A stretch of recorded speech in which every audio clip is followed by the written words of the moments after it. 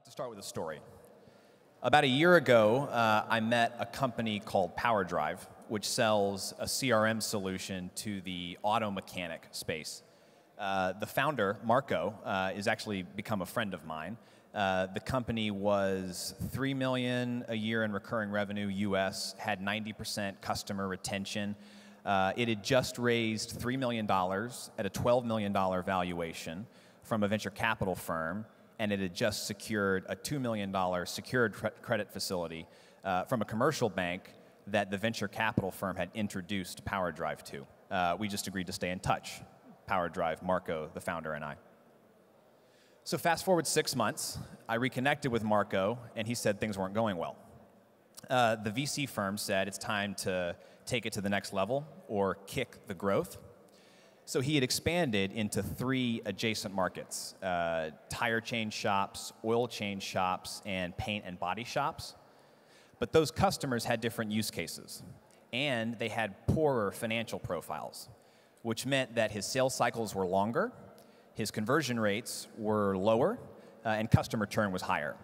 So at that time, he had $3.5 million in annual recurring revenue. He was posting 80% customer retention, but he had $1.5 million of incremental cash burn from all of the sales and marketing investments, but he had lost his second largest customer who felt neglected because of the focus on growth. All right, fast forward again to present day, and Marco and I connected via video conference about 2 weeks ago. And he said that the commercial bank, which had lent him that $2 million, was threatening to foreclose because he had been in covenant default for 90 days. He said it was ironic that at the very moment he decided to grow, he was growing broke. Marco's going to lose his company. That's just an anecdote, but it illustrates a broader point, which is there's a fine line between growing recklessly and growing expeditiously.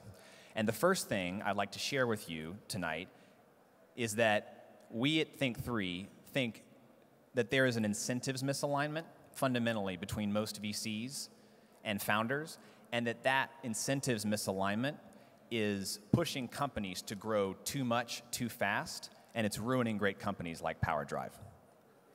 Fundamentally, a founder has the incentive to maximize the value of her company. A VC has the incentive to maximize the value of her portfolio, and those two things aren't the same thing. To understand why, take a look at this illustration for me. This is one portfolio company whose future value is represented by a span of potential outcomes. At t equals 0, it's worth 1 times invested capital. On the left, in a future states of the world, it could be worth 0, or it could be worth as much as 6 times invested capital, or it could be worth something in between. Same portfolio company to which a VC might apply the maximum amount of growth pressure. Growth is another word for introducing volatility, widening the fan of outcomes for that company. So look at the shaded region. You still can't lose any more than what you put in. You can't lose any more than 100%. But look at the expanded shaded region up top, right? There is an increased chance that it could return 10, 11, 12 times invested capital. So show of hands, if you're a founder, which would you rather choose in most cases? Left? Right? Okay, if you're a VC, which would you rather choose? Left? Right? Exactly. There's a misalignment of incentives because VCs are really smart. They understand that their portfolio returns don't follow a normal distribution. They don't follow a bell curve. They follow a power distribution, where literally 1 or 2 companies drives the entirety of the returns. 20 to 30% plot along and return between 1 and 2x, and 2/3 actually lose money. So if you're a VC, you have the incentive, no matter where you think the company might initially fall on this force ranking of multiples of invested capital, you have an incentive to try to force every company to be a unicorn, to try to shoot for the stars. Because as a founder, you might not make that choice because there's actually an increased chance of total loss on the right-hand side. But as a VC, you'll make that choice all day long, because even if it wrecks every company but one, that's okay, because one is all you need.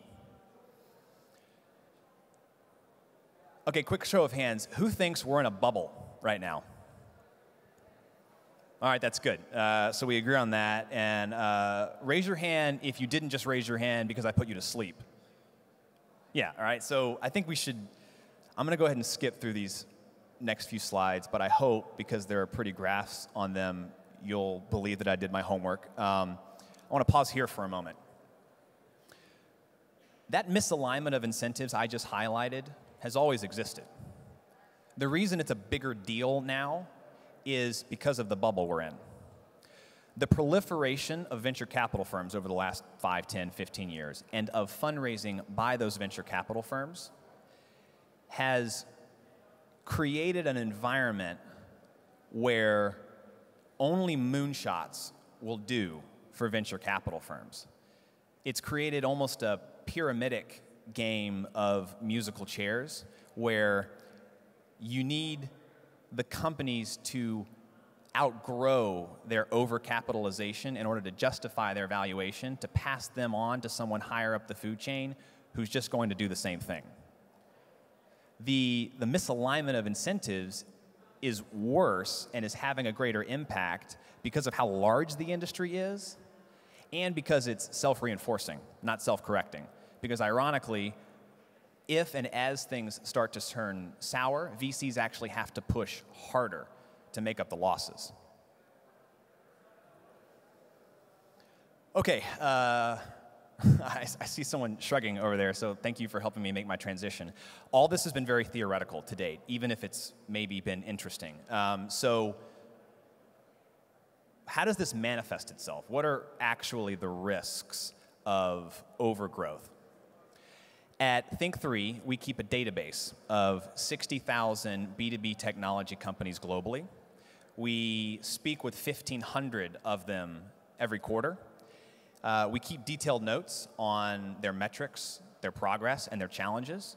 And from that primary research, we've come up with this list of 6 mutually exclusive, collectively exhaustive reasons why we think overgrowth can be bad. I see a handful of people taking pictures of their phone. That's good. You can refer to it later. In the interest of time, I'm actually not going to walk through each one, but I will highlight a few things. In numbers 1 and 2, when we say debt, we mean the increased cost tomorrow of shortcuts today. It can be in your product or it can be in your organization. Number 3, I'd like to share that we consistently find at ESW Capital and Think3, founders retrospectively regret making the trade-off between retention and growth. Even though the simple math is, if you shoot for an extra % of growth, it'll make up for an extra % of churn. Because of those fans of outcomes we looked at, because of the distribution of returns, most companies aren't necessarily in situations where they can grow that quickly. So we find they're usually better off actually focusing on retention, not on growth. But they can't make that trade-off because they feel a lot of pressure from their venture capital investors, or they feel too much pride to make that trade-off. But because it's a regret that's so often shared with us, I thought it was worth highlighting. Numbers 4 and 5 are self-explanatory. But number 6, I want to take a moment on, because my college roommate is a principal at Bain Capital Ventures, and it's ironic that when friends of his ask him for fundraising advice, he actually dissuades them from talking to Bain Capital Ventures. He says that the bar is too high, and they don't want to play that game. He says that a $100 million exit is a bad outcome, that something went wrong. And I'm like, what? Like, I know what you're talking about, but there is something wrong in that scenario, because a $100 million exit, a $50 million exit, a $5 million exit can be life-changing. It should be a raging success.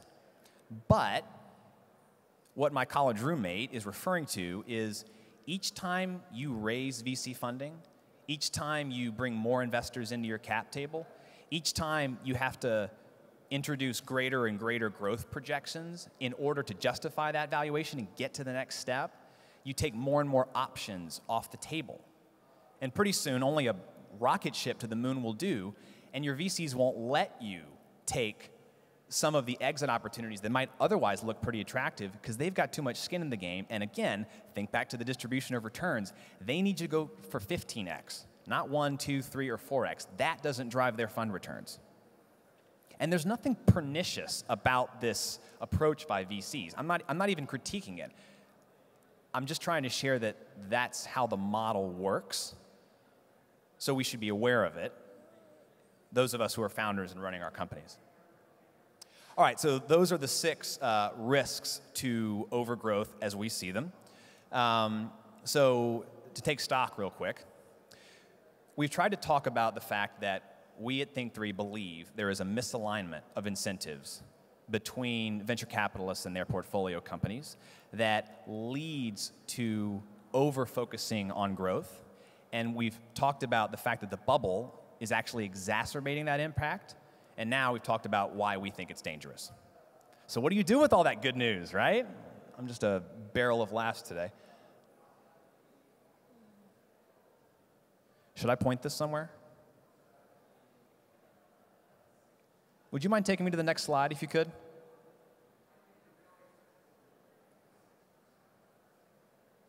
Notwithstanding, I'm going to walk through a framework that will help us think about what we should do, because a talk is not very helpful that just identifies a problem and then tries to explain it.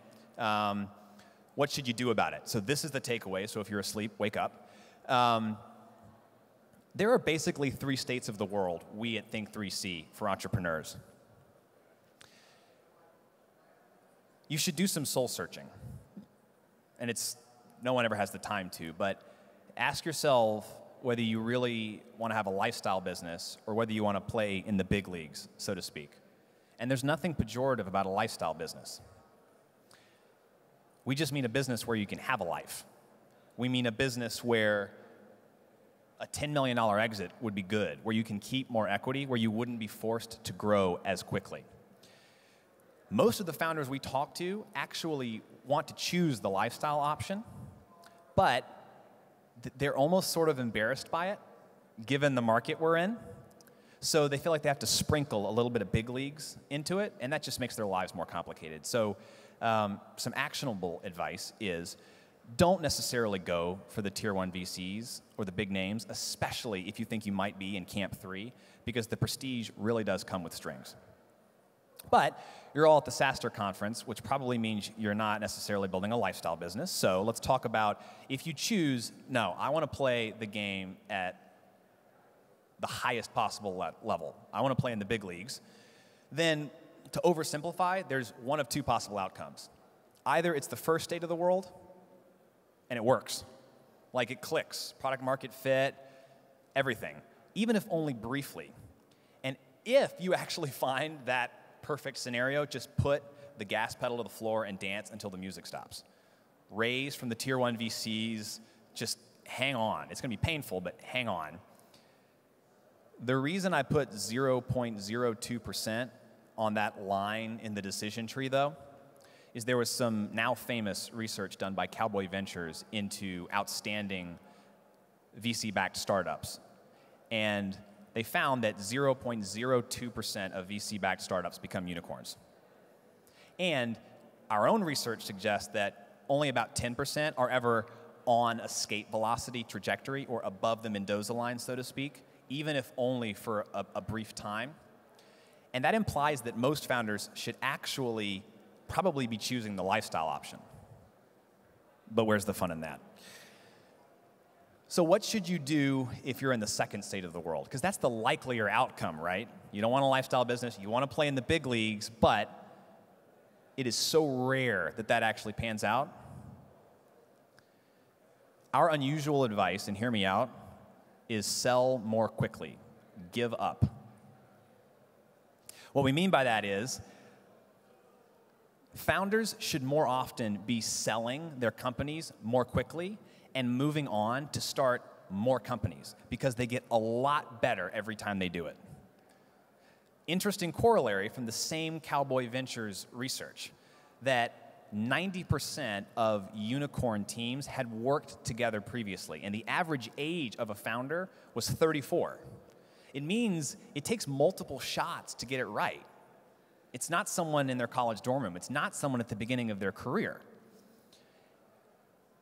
We also found, not we, Cowboy Ventures also found, and I'm plagiarizing their stuff, that once they were in the unicorn venture, 90% of those startups never pivoted, and 100% of those startups were always above the Mendoza line, the escape velocity trajectory.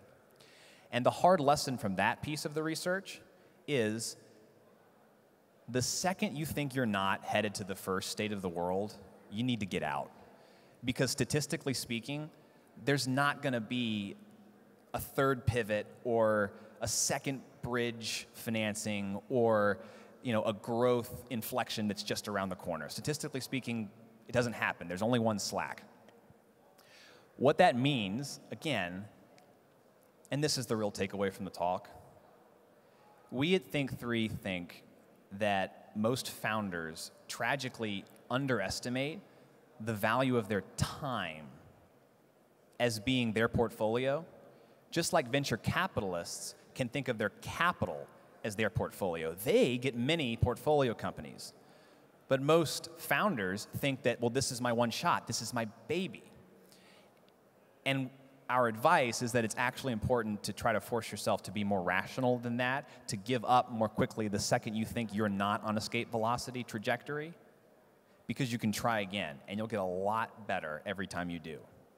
And that's why we founded Think3, because we have an operating model and a permanent capital solution for those who want to do right by their customers or their investors or their employees, and whose companies deserve sustainability and to be made profitable and to have a legacy, but it's just not possible to build methodically a pretty steady Eddie company with venture financing in today's environment, because everyone is shooting for the moon, and there's no points for second place.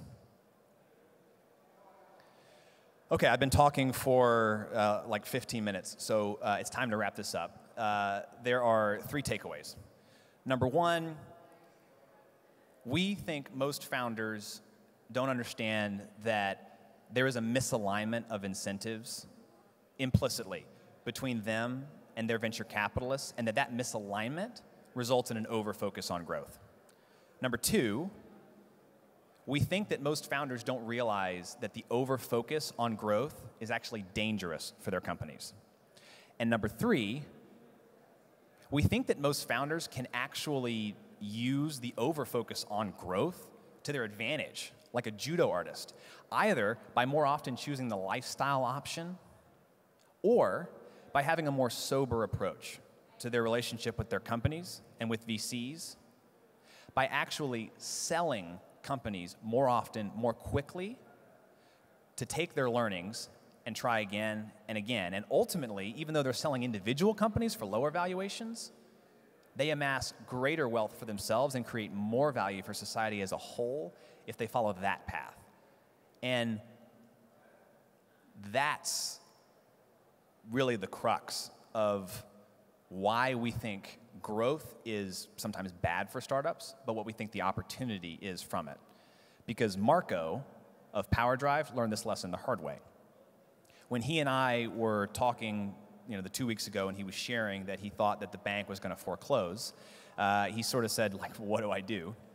And I shared with him a story of, because he's a car guy and I'm a car guy, of a mid-20th century Italian engineer named Enzo, who in 1957's Mille Miglia race debuted the fastest, biggest car he'd ever built, because he was in growth mode, and it was called the 335S. It was a monster V12. It went 200 miles an hour, 300 kilometers an hour in 1957. It was a beast. During the race, it busted a tire, it careened off the road, into a roadside crowd. It killed both drivers and 9 spectators. Anyway, he was like, thanks, Alex. So like your takeaway is, okay, too little growth, you die. Just the right amount of growth, you thrive. And too much growth, you die. I told him sort of. I told him my point was the engineer's name was Enzo Ferrari. I told him my point was he should have sold his company a year ago. But if he still had the ambition, he should give up now and go start another one. I told him my point was that growth, like speed, is inherently dangerous. But he should keep racing. He should keep building, just like Enzo Ferrari. That is the unusual, but I think necessary message that we wanted to share with you this afternoon. Thank you for listening.